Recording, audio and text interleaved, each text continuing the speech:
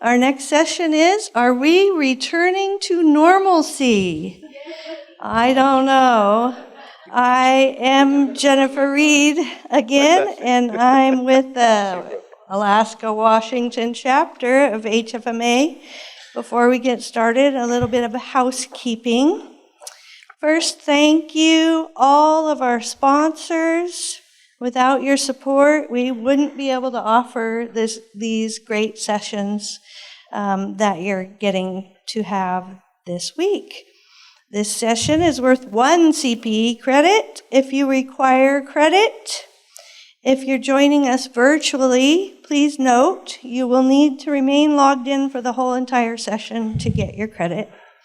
If you're joining us virtually during the presentation, you can ask questions by clicking the chat button at the bottom of your screen. Our speaker will be answering questions at the end, and he would prefer to wait till the end. If you're joining us in person, we'll also be taking your questions at the end. Now I'd like to introduce our moderator, Andrew Busz. Andrew is the Policy Director of Finance at the Washington State Hospital Association, a role he's had since 2008. A key focus of Andrew's work is funding of healthcare through public and private payers and its impact on healthcare access. Prior to joining WSHA, he served in provider network contracting and reimbursement roles for major local health plans. Andrew, it's all yours. I have my, no, I think I'm set. Can everyone hear me okay? In a sense, I'm a little bit of a fish out of water because, especially this group seems to be dominated by accountants. And I'm not an accountant, I'm an economics guy who then moved into basically the health plan side of things, initially in claims, but then into actually provider contracting, network management, and all those kinds of things for a number of health plans, running the gamut of commercial, Medicare, Medicare Advantage, Medicaid managed care, and things. So between that and my economics background, I have a sort of a sense of how things fit together and how they interact with one another, and that's sort of what I bring to the table in terms of my role, with the hospital association. So I appreciated, the discussion, amongst the CFOs this morning in terms of what you're dealing with on the ground and the implications of these things. And so, our work is working with the legislature, working with the actually I've got some coffee. I think I'm fine. Working with the state regulatory agencies, really running that interference on behalf of our members, and with the idea of having a healthcare system that actually works. There's a lot of things that are going on there. In terms of the title, Return for Normalcy, the answer is no. As you could say, we're not going to have normalcy, at least as defined, the way it was a few years ago, pre-COVID and things like that, for quite a while. The nursing shortage, the workforce issues are going to be with us for a long, long time, and that's something that we're going to continually deal with it. But I will talk about what is kind of normal in terms of what we did experience during this legislative session. I want to start with what is WSHA, and a lot of people, probably not this group, but a lot of people assume that we're a state agency because we have Washington State in our name. We're not. We're a trade association. We're like the medical association or anything like that, where we represent the interests of our members and often are the interface with the legislature and regulatory agencies, on behalf of that. And so a big focus of what we do, particularly regarding legislative session, is policy advocacy, legislative and regulatory issues, and it doesn't stop at the end of the legislative session. We provide a lot in terms of bulletins and information to our members in regards to what are the implications, what are the changes, what are the things that need to be done in response to legislation. We're also involved in the rulemaking process. A lot of legislation requires rulemaking, in which we're actively involved in, and we try to keep our members informed of what our activities and provide a lot of materials and things to help our members sort of navigate what occurs, in result of legislative session.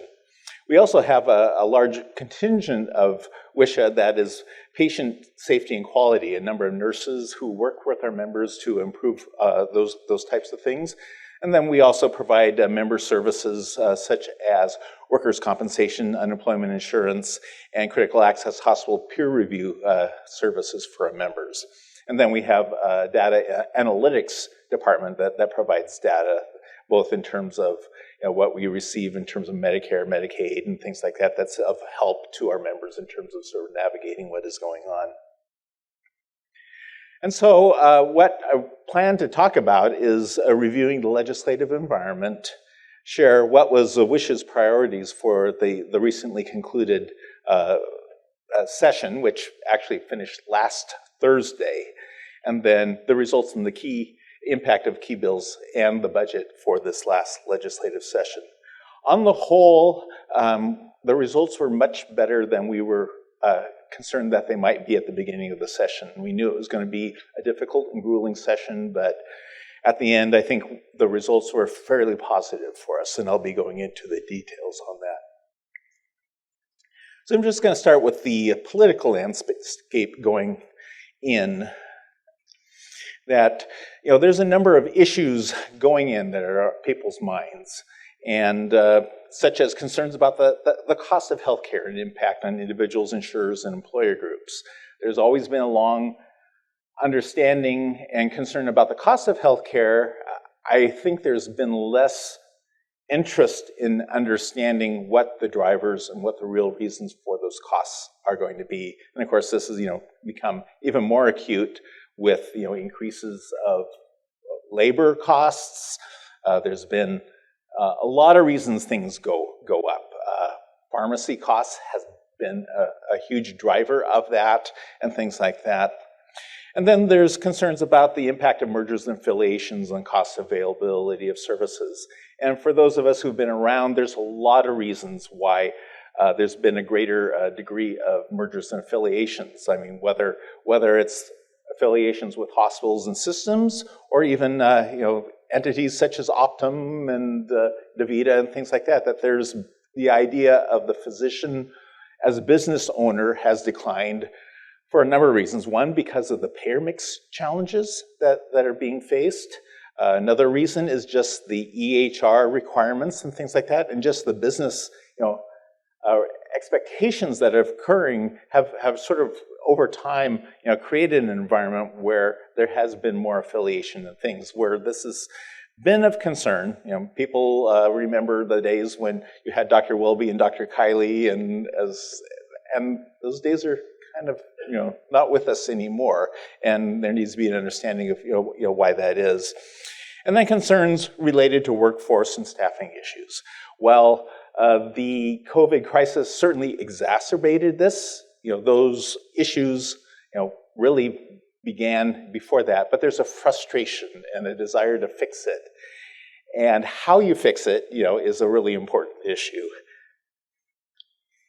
So, just, in terms of the landscape of the House and Senate that we have is, dominated by the Democratic Party, which is a party that really wants to fix things. They're not kind of, let's sit back and, things will kind of work themselves out. They really want to find a solution and, come up. They're very more comfortable than Republicans in terms of regulation as, I guess, a mechanism for doing change.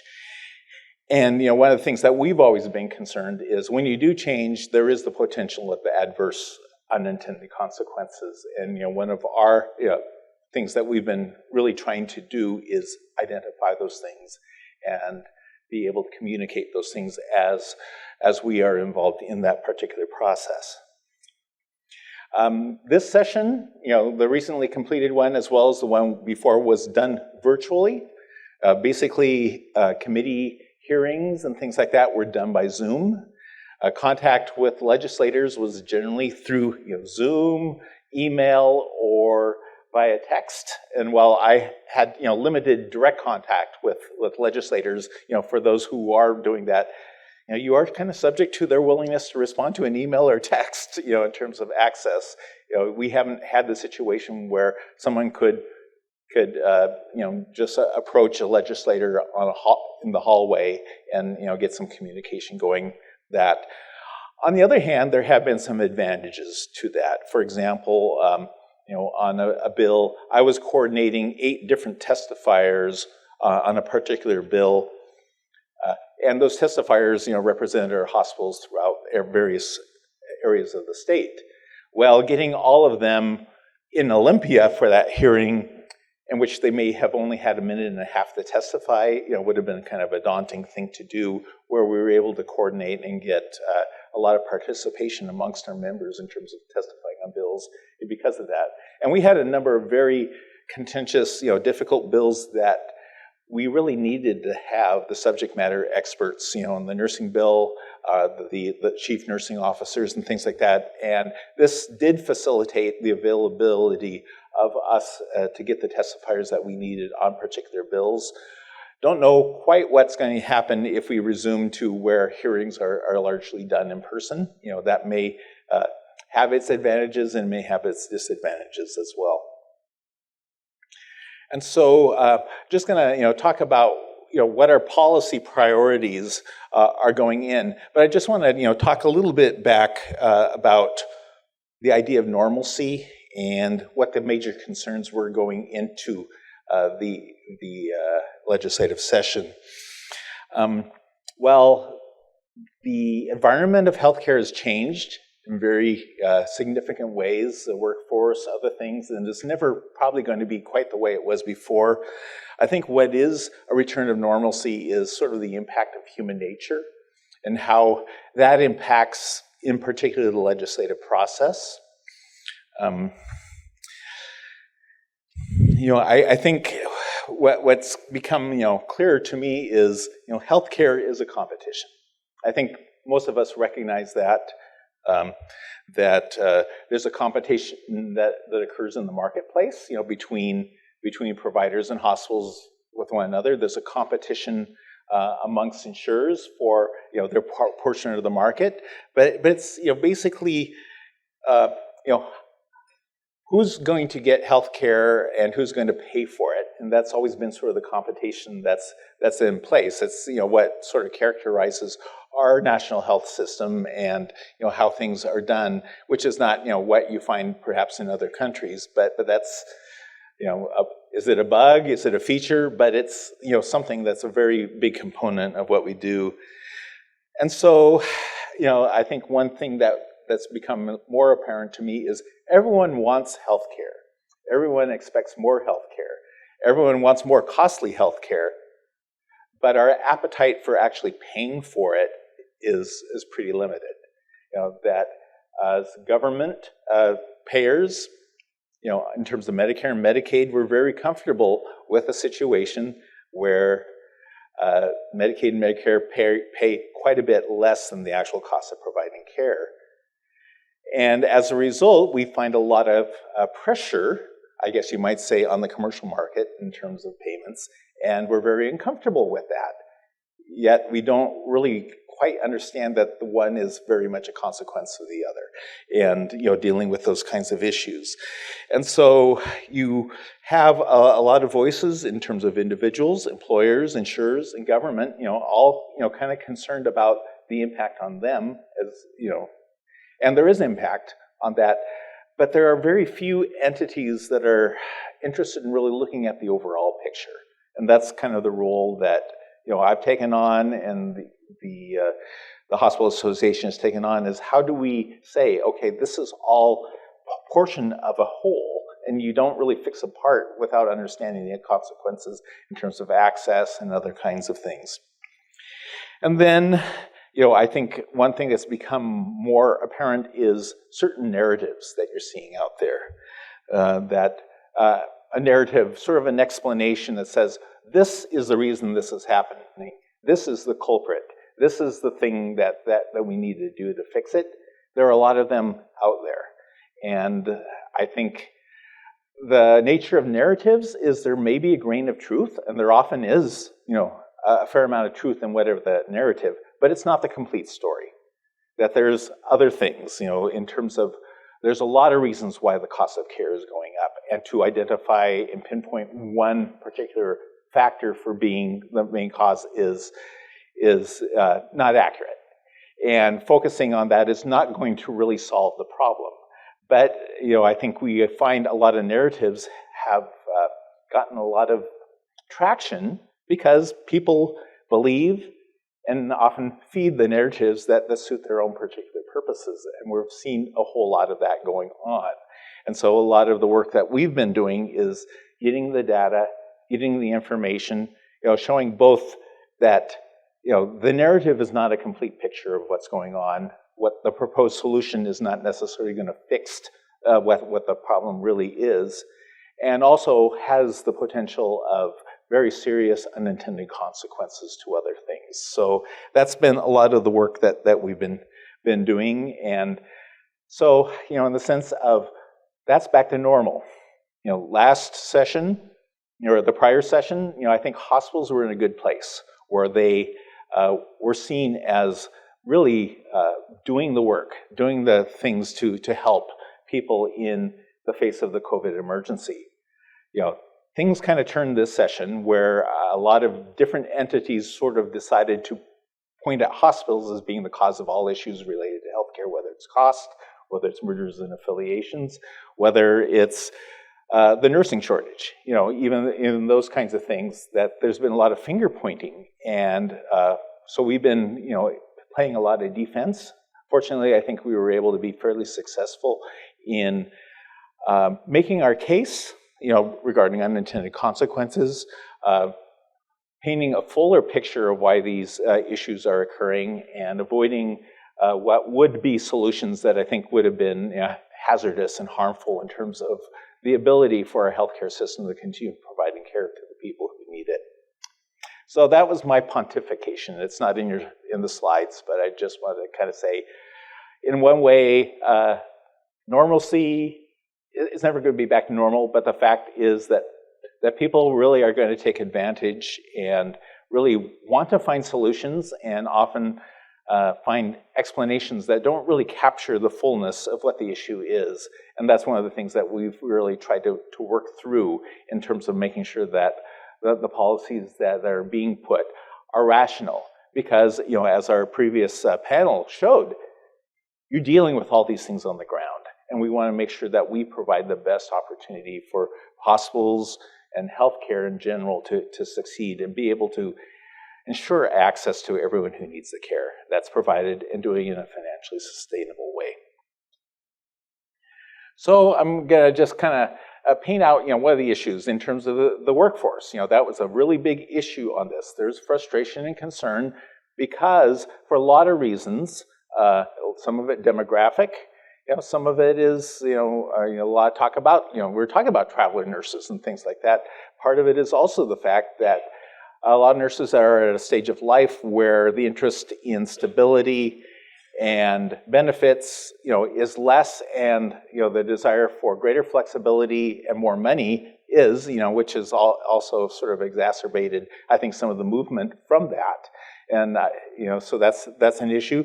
But under the best of circumstances, we were short of nurses. Our nursing schools are just not producing as much nurses as the demand has been. And that's been exacerbated by the people who have left, as a result of COVID, or was of a generation that was basically retiring. We've just not kept up the pace. And, there are issues for that. I mean, in the nursing school, kind of a personal note, my wife is a nurse at a Seattle area hospital. She's also faculty for a nursing school at one of the universities there. And, part of the issue is the shortage of nursing faculty, where you need to have a graduate degree, but you're going to be paid probably half as much as you will as working as a nurse on the floor. And so there's that. There's the idea of how do you expand a program at the school level and still make it affordable in terms of tuition. There's equity and other issues on that. So there's no simple solutions, and it's not a state-specific issue. These issues are occurring in every state. Every state has a nursing shortage, and how we address that going forward. But I think a large part of it is doing the kinds of things. Yes. I was going to ask you, do hospitals contribute to nursing programs? Do they try to buoy that up, or do they fill the gap, or do they have the need?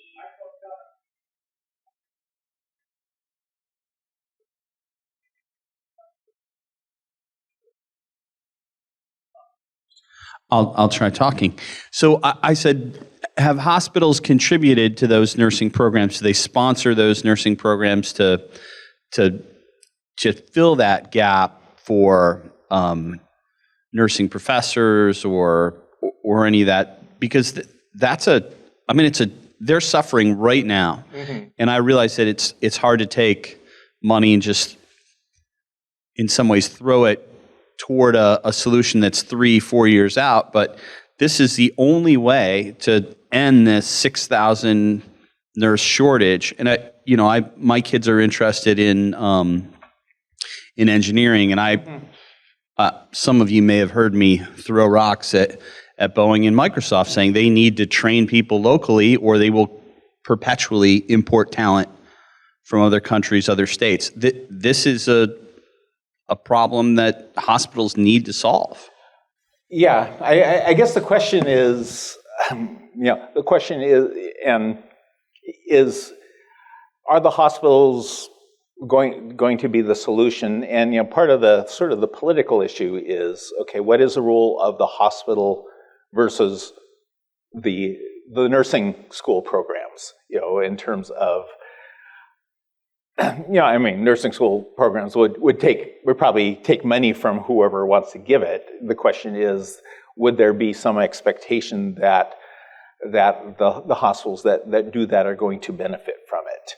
I think would be a lot of concern from the nursing unions if the hospitals were to have a greater role in terms of the development of nurses and things like that. I mean, while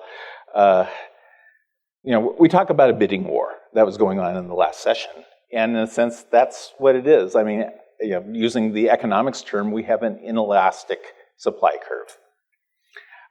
When you create a greater demand, through regulation, it doesn't increase the supply; it just increases the cost, and that's one of the things that we're facing on there. And there are solutions that may involve a greater role for hospitals in developing the supply end of those things, but I think there's also going to be a lot of resistance to hospitals trying to do that, because it would be seen as taking away some control over the supply from other entities that have been historically responsible for providing that. So I don't know the answer for that. There's a lot of things that are being weighed and looked at, through our membership in terms of the course going forward, because, the reality is not only hospitals need to show that they're providing the kind of environment in order to retain nurses and, keep them from moving, but, the idea of dramatically bumping up the amount of nurses that hospitals have is not the solution, partly because in a limited supply, they're going to come from other places, and those places are, the small and rural hospitals that are already having the greatest difficulty in retaining their staff. If there's a bidding war where they're having to basically compete more against, their urban centers, then that means some hospitals may not be able to remain open. Long-term care is going to be very vulnerable under these circumstances, because they're already having, issues retaining their workforce. Nurses at physician clinics and other kinds of things. So, one of the things that we've been, talking about is, without something that really addresses the supply issue, reallocating a current supply of nurses is going to have a lot of unintended consequences, and may create an environment where the only place you can get care is inpatient hospital, which goes completely against what has been the emphasis elsewhere. So there's just a lot of things that are going on. I do appreciate the question. So, we've been focusing and supporting, issues to say, how can we increase the workforce? And, working with the state in terms of, the educational slots, things like loan forgiveness for nurse educators and things of that nature. So that's sort of what the issue has been. Another issue that we're dealing with is difficult to discharge, that what's exacerbated, in a way, the nursing shortage and the capacity shortage in times of COVID is you have a lot of patients who could be released to another setting, whether it's long-term care, home, or something like that. But for various reasons, that gets bottled up, and they still are retained at the hospital, taking up, staffing and bed space, and working on ways to deal with that. And then our state has had, long issues with shortage of behavioral health providers. And that's been something that the Hospital Association has supported funding and improvements on, particularly partial hospitalization, intensive outpatient treatment for pediatric students in lieu of inpatient care. But for patients who need a more comprehensive care than just the occasional mental health visits. And so there's a lot of things that we've been looking at. And so I'm going to talk about how these sort of played out in terms of bills. And part of that is some positive things. Some of it is where we were able to successfully defeat what we think would have been solutions that would have not really helped with the issue and actually made things worse. So hospital staffing bill did not pass. I mean, there were a number of things that would have been very difficult. Some of these things were things that could have been done, and work is being done. But one thing highlighting was limiting pre-scheduled on-call time to 20 hours a week. This would have been very, very difficult for rural hospitals that, say, have OB programs and need to have people on call in case there's a C-section or a cardiac situation where you cannot staff 24/7 for something that may happen just on a very occasional basis. It would mean that those hospitals would just not be able to continue those programs at all.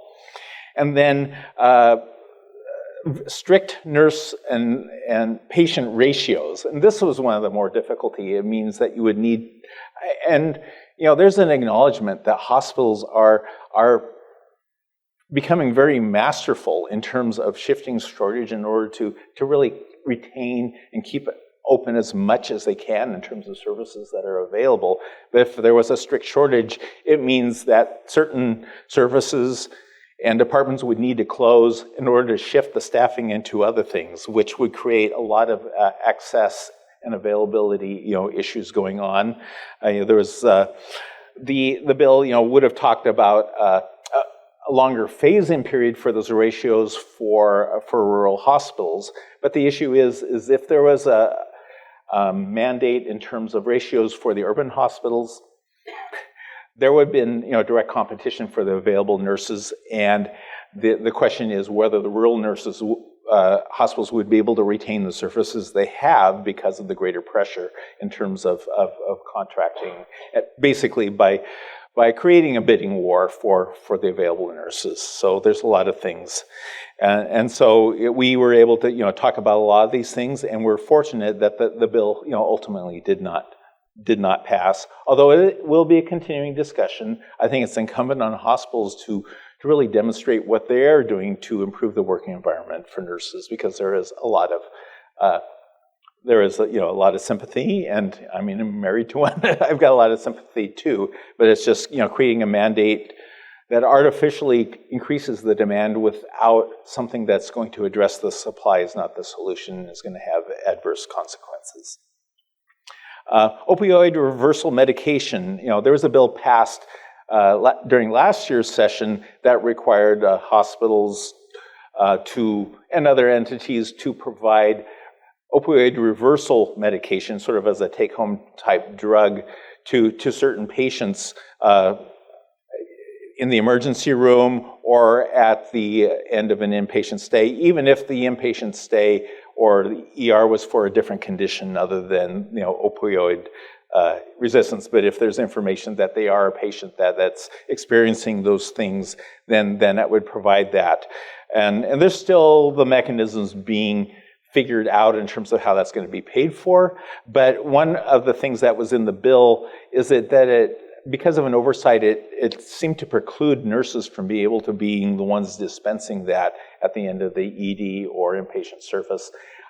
This bill, 1761, actually fixes that. So that takes care of that problem.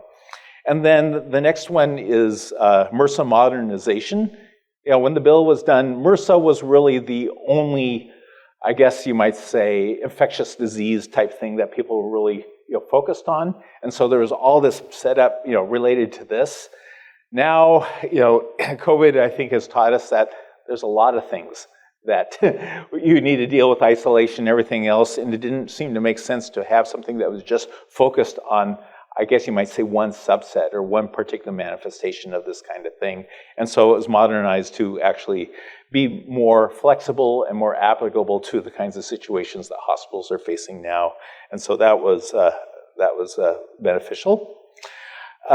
Charity care passed, and this is one where WSHA was very involved.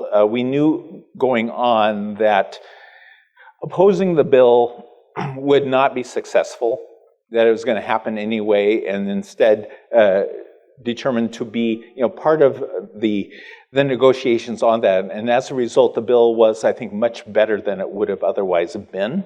And this gives a little bit of this and our issue is, where this came up with is, for one of the sponsors is her son had basically a very high deductible health plan through their employer. And as a result, he had a bit of financial responsibility, and was determined that even though the hospital where he received the services was compliant with the financial assistance laws, that there would have been another hospital in an adjacent community that would have been more generous on that. And so the idea is, oh no, there should be a uniform, aspect of this. And so there's a lot of negotiations. There is still a separate tier for smaller hospitals on this. And, part of our issue is, you create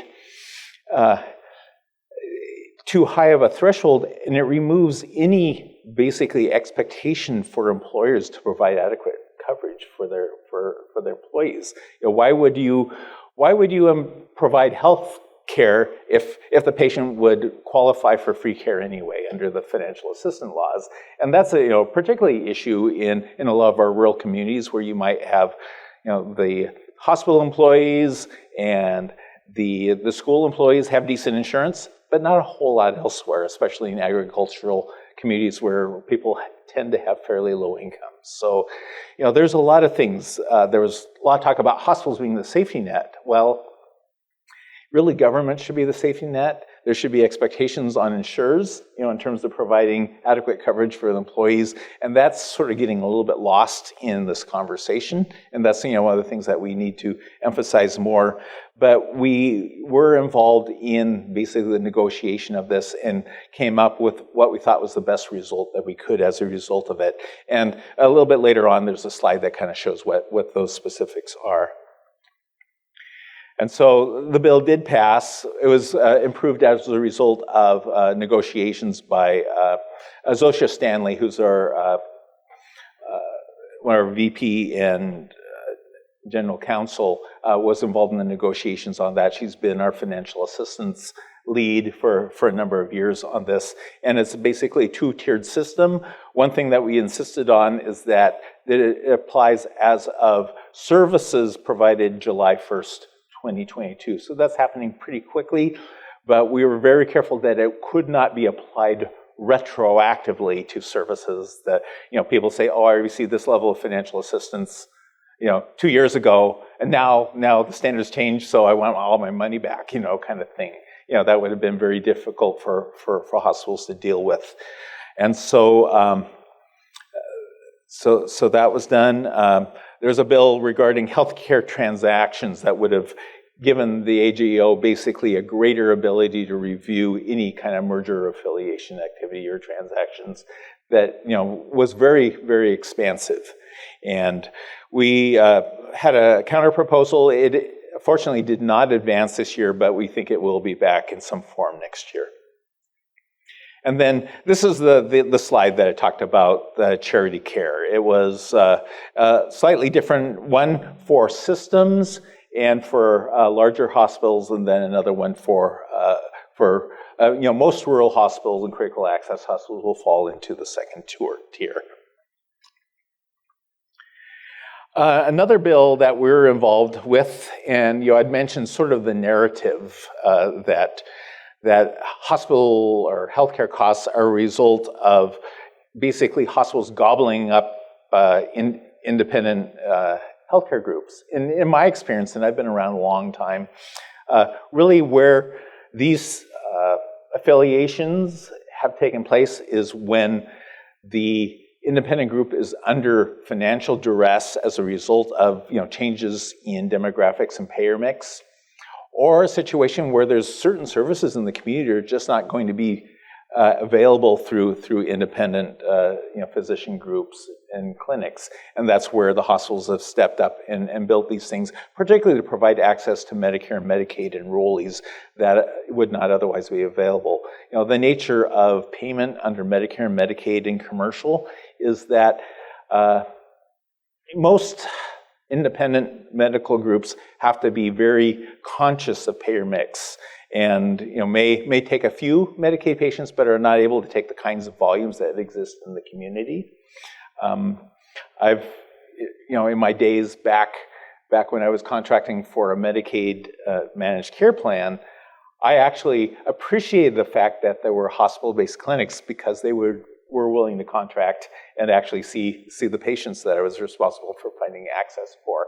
And that's one of the things that we, in defeating this particular bill, we're able to bring forth, that this could have a very significant impact on access for Medicare and Medicaid clients. The bill, which was based upon National Academy of State Health Policy, which sort of based their thing on sort of MedPAC recommendations going back 10 years, basically would have prohibited hospitals from billing an institutional billing for services provided off the actual campus of the hospital itself. And there's a lot of hospital-based clinics, hospital-based departments, things like that are a primary source of that information. For example, Seattle Cancer Care Alliance, because of the way that they're structured, the bulk of the services that they provide are considered off-campus, hospital departments. This would have really created a huge issue for them. But for many of our members that provide services to their community and provide geographic and demographic access, to particular services, this would have done that. Fortunately, we were able to defeat that particular bill. And then another one, the narrative that's been promoted by some insurers that hospitals are involved in anti-competitive practices and have too much leverage, and the solution is to give the insurers the leverage and determine what the payment rates and the composition of the contracts, because, as you know, we could have a healthcare system without hospitals and providers, but we certainly cannot without insurers. But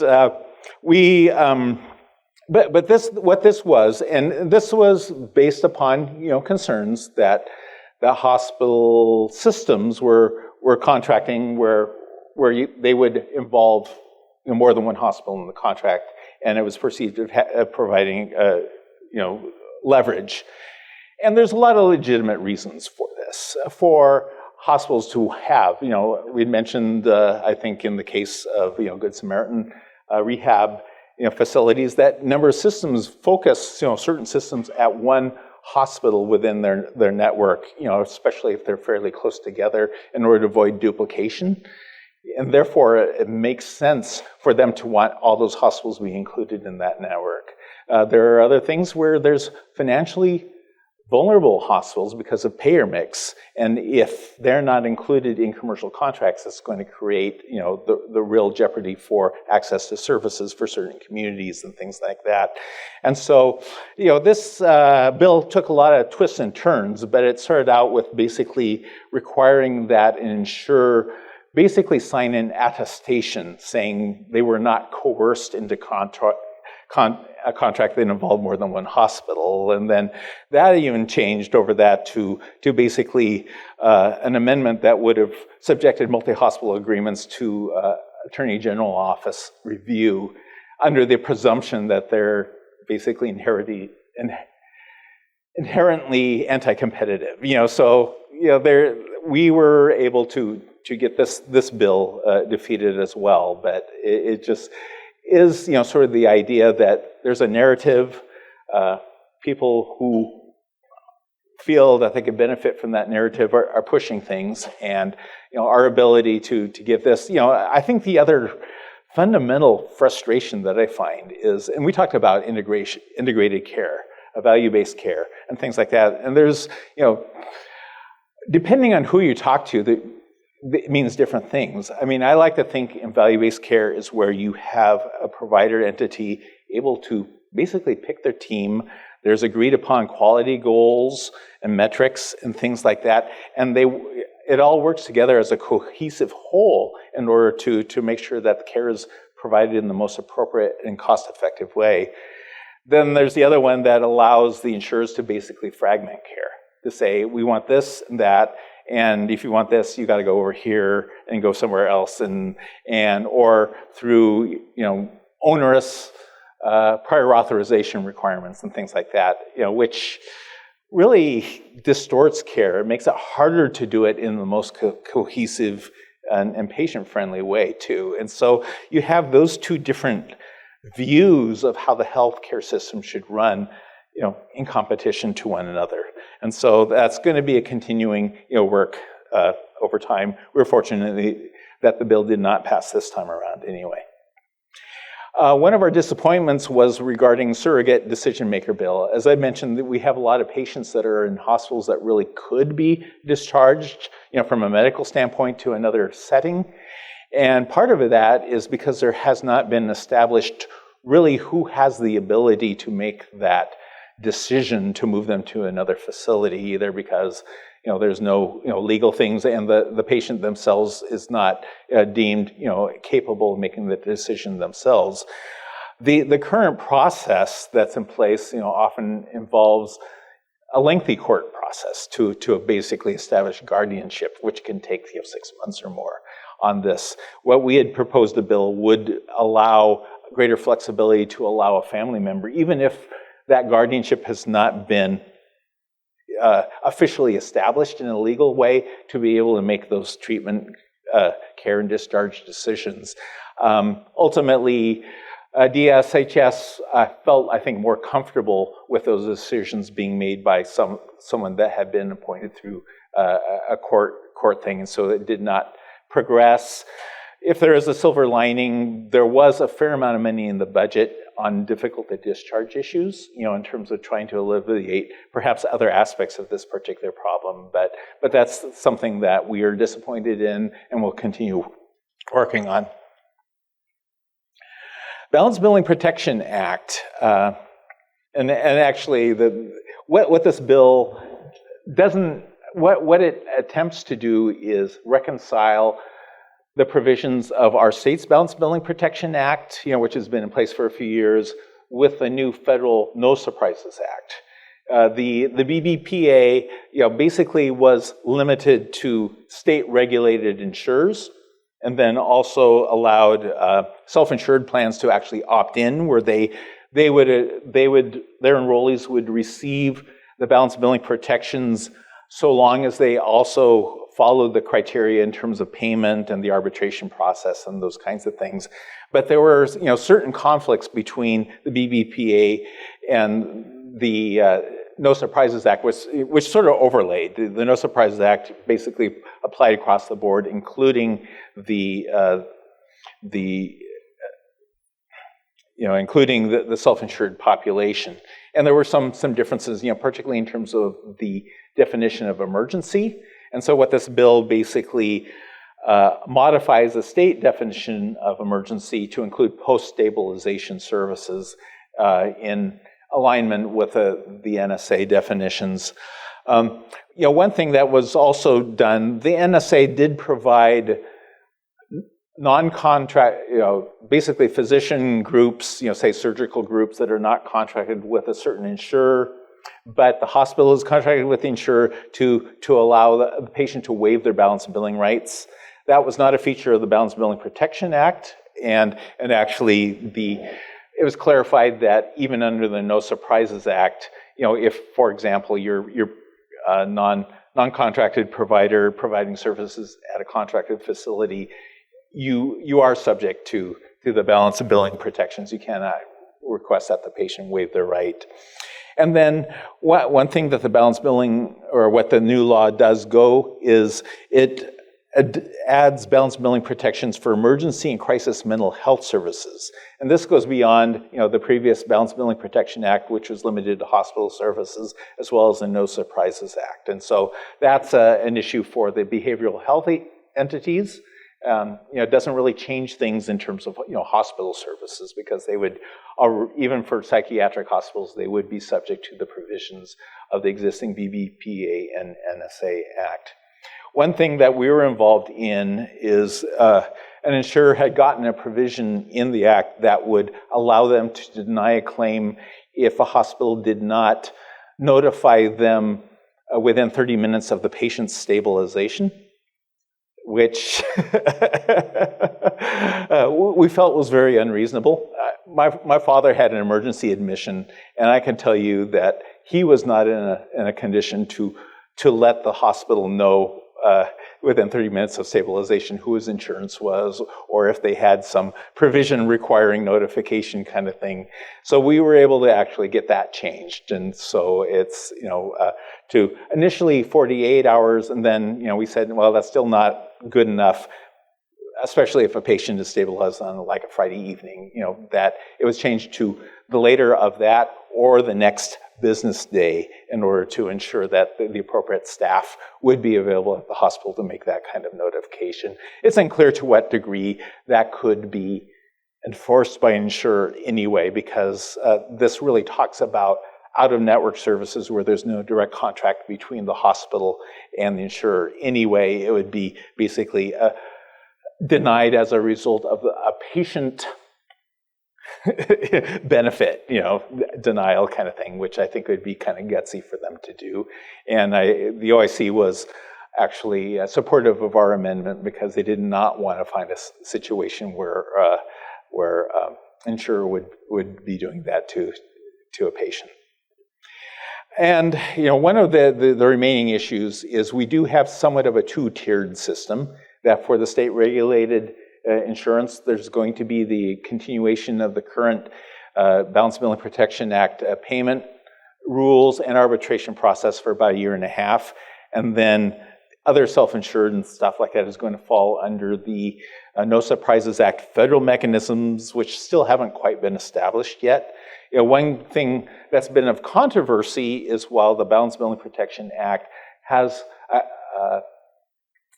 basically a commercially reasonable standard in terms of payment, and in case of arbitration would be relying upon median rates established by the All-Payer Claims Database, where in the case of the No Surprises Act, it's basically the insurer's own median payment rate, and they're sort of on the honor system, and basically creating an incentive basically for insurers to basically terminate agreements in order to lower the median payment rate. And we felt that was an issue.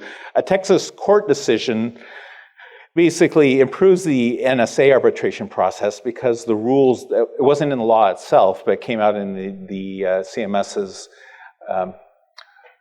interim final rules, which means rules in which there isn't a comment period and people don't really get a change, basically said that arbitrators should presume that the rate being proposed by the insurer is the correct one.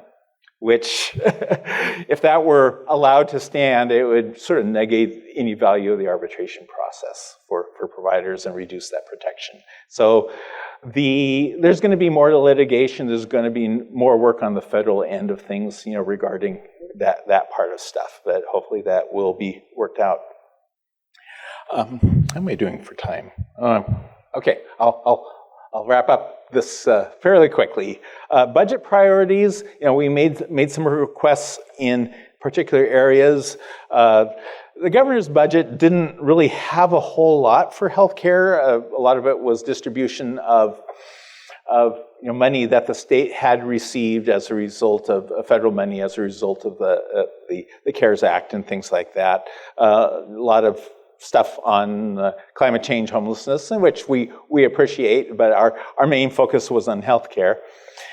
And then our budget priorities was nurse education slots, difficult to discharge, behavioral health investments, and maintain hospital stability as best we can, basically avoiding any bad stuff that would make it even more difficult for hospitals. And so we did get some positive. There were some workforce education and pipeline investments, a fair amount of money regarding difficult to discharge and long length of stay. A lot of that was actually improving payment to long-term care and home health and things like that to make it easier to place those patients. Improvements in behavioral health, including a 7% increase to the behavioral health agencies that provide a lot of the care to Medicaid patients, and then continued funding for the Washington Medical Coordinating Center, which basically was that entity out of Harborview that helped hospitals coordinate.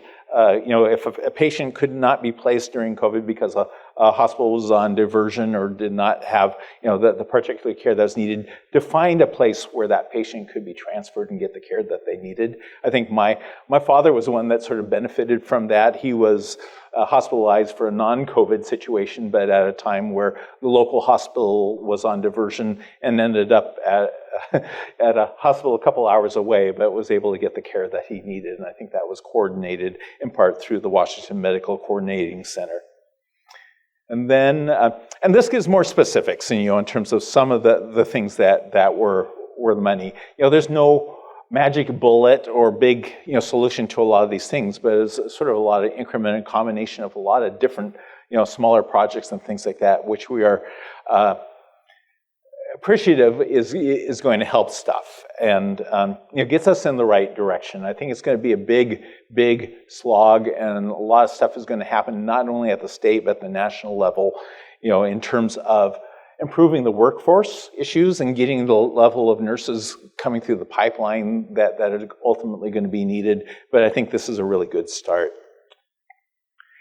And so I just want to let you know that there's a lot of wealth of information on our website. We will be providing a lot of bulletins on how certain of these laws that pass will play out. We have a regulatory page where you can kind of keep track of the rulemaking process and are involved in that. And so there's a lot of information that we come out, as far as information newsletters. Inside Olympia, during legislative session, it's a weekly thing that talks about the bills that are coming up and our involvement. Fiscal Watch comes out every 2 weeks. I write most of the articles on it and give sort of financial updates and information.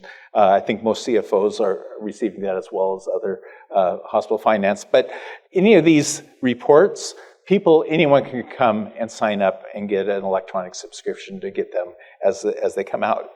And so that's basically what we have. I think we have perhaps a little bit of time for questions.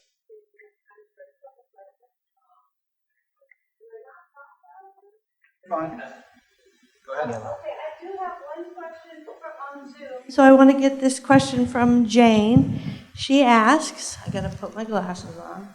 One issue that I'm understanding that is causing issues with the nursing supply is that the pay for nursing instructors in schools and preceptors in residency programs, which reduces the slots available for people that want to be nurses. Do you have any ideas to handle this problem?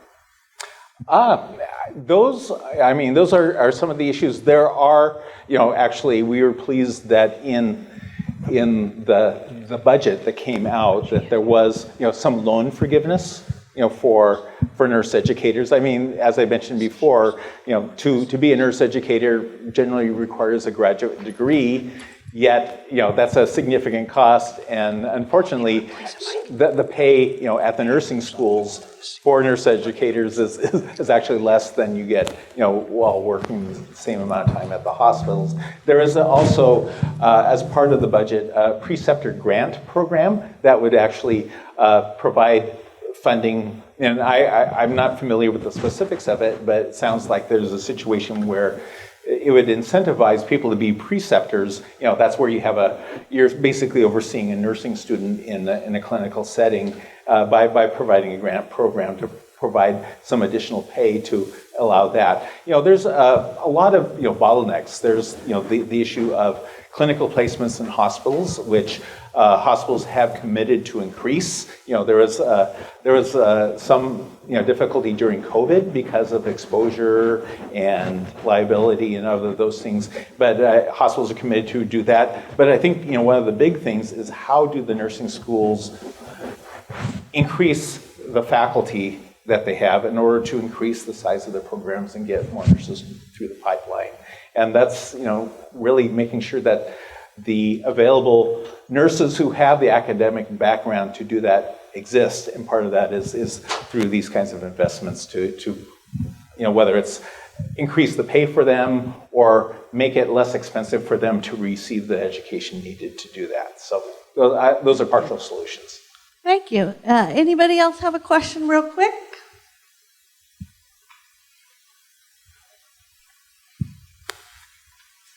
Hi, Andrew. I'm Kanan Ramon. I'm the Chief Financial Officer for Eastern State Hospital. And so we were paying attention to the legislation this year fairly close, specifically 1868.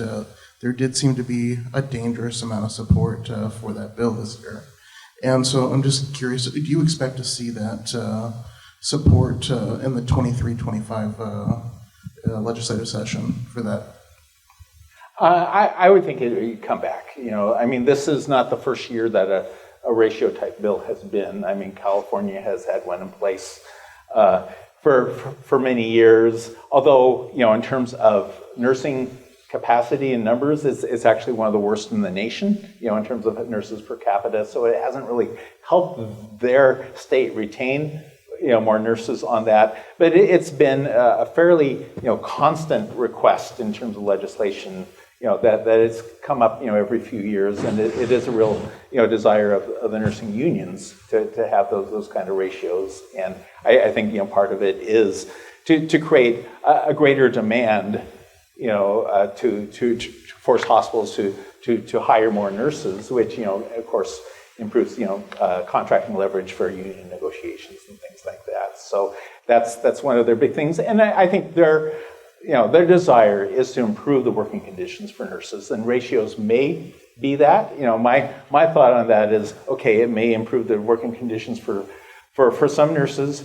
but it may reduce the opportunities for other nurses, because if that were to occur, without an increase in supply in the general number of nurses, the number of places that they're going to be able to work are going to be much more limited, because other places like long-term care, smaller hospitals and things like that may no longer be viable, or some of these other settings, if nurses need to be basically shifted into an inpatient setting.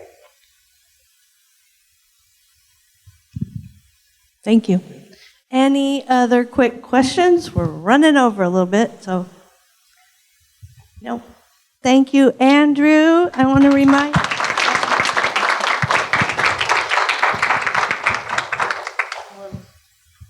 card for you, but I want to remind everybody that presentations and session surveys are found on the app. If you're looking for CPA credit, you gotta do that survey and evaluation. During the break, please stop by and visit our vendors.